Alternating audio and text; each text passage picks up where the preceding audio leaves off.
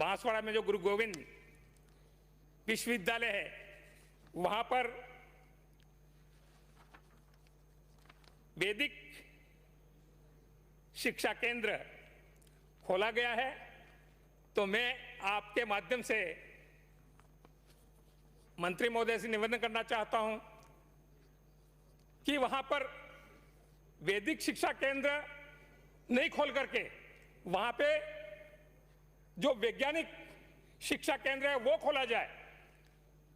वहां ज्यादातर जो बच्चे हैं वो ट्राइबल इलाका है, 70% 80%, उनको वैदिक शिक्षा देकर के उनकी क्या मंशा है ये मुझे अब तक समझ में नहीं आ रहा है। इसलिए मैं आप सबसे निवेदन करना चाहता हूं, आप वहां पे जो बांसवाड़ा विश्वविद्यालय है उस विश्वविद्यालय को वैदिक शिक्षा केंद्र नहीं करके वैज्ञानिक शिक्षा केंद्र बनाया जाए, और यही आपसे निवेदन है। और मैं 2 मिनट में समाप्त करें।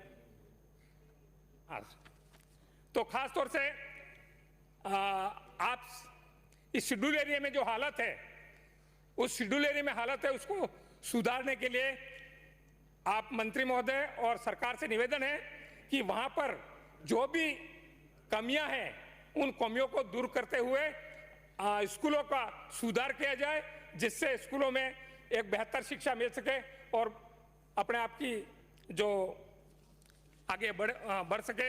यही बात करके मेरी बात खत्म करता हूं। जय जवाहर, धन्यवाद सर। श्री ललित ओस्तवाल।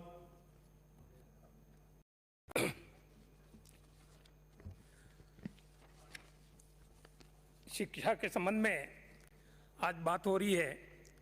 मैं खास तौर से आपके माध्यम से मंत्री महोदय से निवेदन करना चाहता हूं, जो प्राइमरी स्कूल्स हैं उन प्राइमरी स्कूल में अभी जो स्टाफ होता है वो 1 या 2 का स्टाफ होता है। मुझे याद है कि 1965 में जब हम प्राइमरी में पढ़ते थे उस वक्त 2 का स्टाफ था। तो आज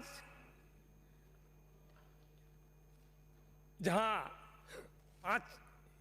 1 से 5 तक की क्लासें होती हैं, उसके दौरान ही 2 अध्यापक उस 5 क्लासों को किस तरह से बैठाएंगे, कैसे बैठाते होंगे, कैसे पढ़ाते होंगे, ये बड़ा सोचनीय विषय है।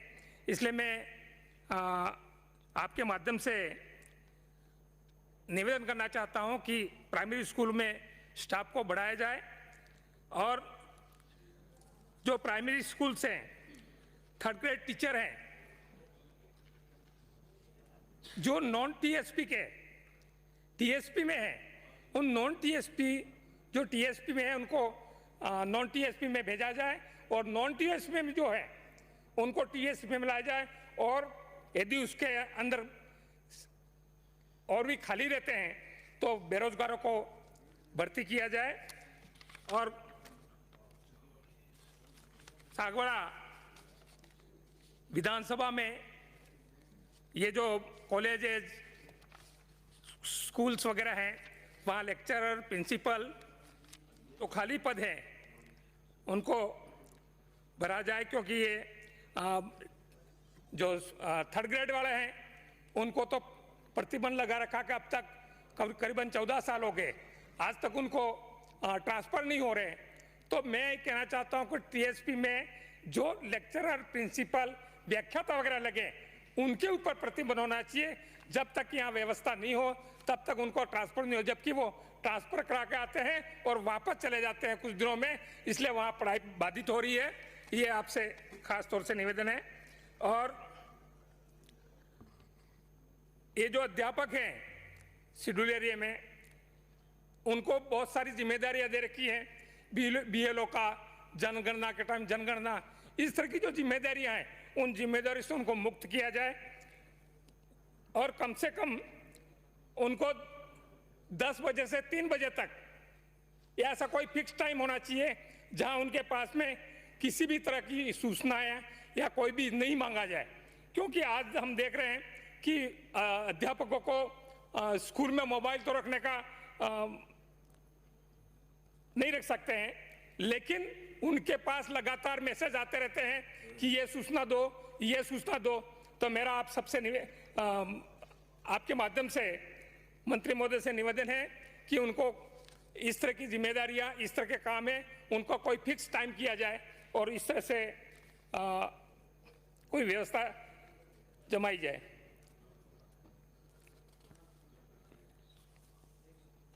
मैं जो बालिका शिक्षा है डूंगरपुर में,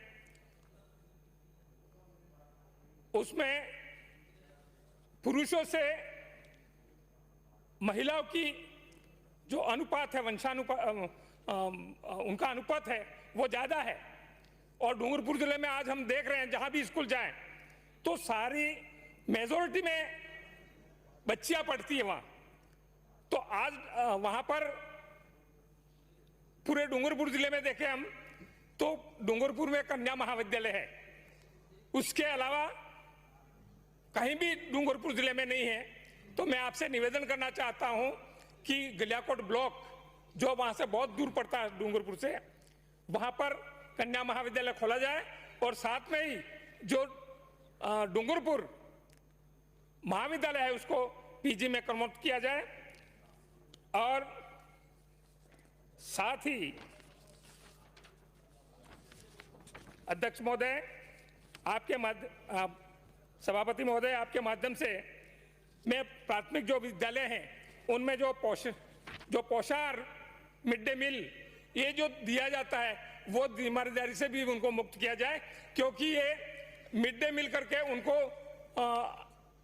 भ्रष्टाचार में लिप्त किया गया है उसमें, इसलिए वो उनको डराने का, धमकाने का या उनको जिस तरह से प्रताड़ित किया जाता है और समय भी खत्म होता है बच्चों का, तो उन्होंने ये मिड डे मील है उसकी कोई व्यवस्था किया जाए।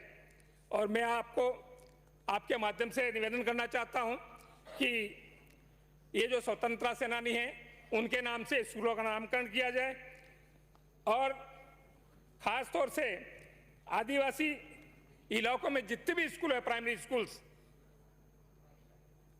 वहां पर जो खेल का कोई व्यवस्था नहीं है, यानी कि ना तो पिटाई होता है, ना कुछ मिडिल स्कूल से होते हैं, लेकिन प्राइमरी स्कूल में इसमें कोई व्यवस्था नहीं है। तो आपसे निवेदन है कि प्राइमरी स्कूल तक भी ये व्यवस्था की जाए। सभापति महोदय, हमारा सरकारी अध्यापक अपने बच्चों को जो प्राइवेट स्कूल होती है, जो 6,000 रुपये मासिक उसको पेमेंट मिलता है, वह हवाले करते हैं। और ये जो प्राइवेट स्कूलों के अंदर जो बच्चे भेज के जिस तरह से वो कर रहे हैं, उसका मुख्य कारण हमको ऐसा लग रहा है कि वहाँ प्राइमरी स्कूल में हमारे सभापति महोदय, मुख्यमंत्री जी ने, हमारी सरकार ने बहुत ही अच्छा किया है। ये महात्मा गांधी जो इंग्लिश स्कूल बीडीएम से शुरू करके मॉडल स्कूल, ये सारी जो व्यवस्था की है उसके लिए बहुत बहुत धन्यवाद।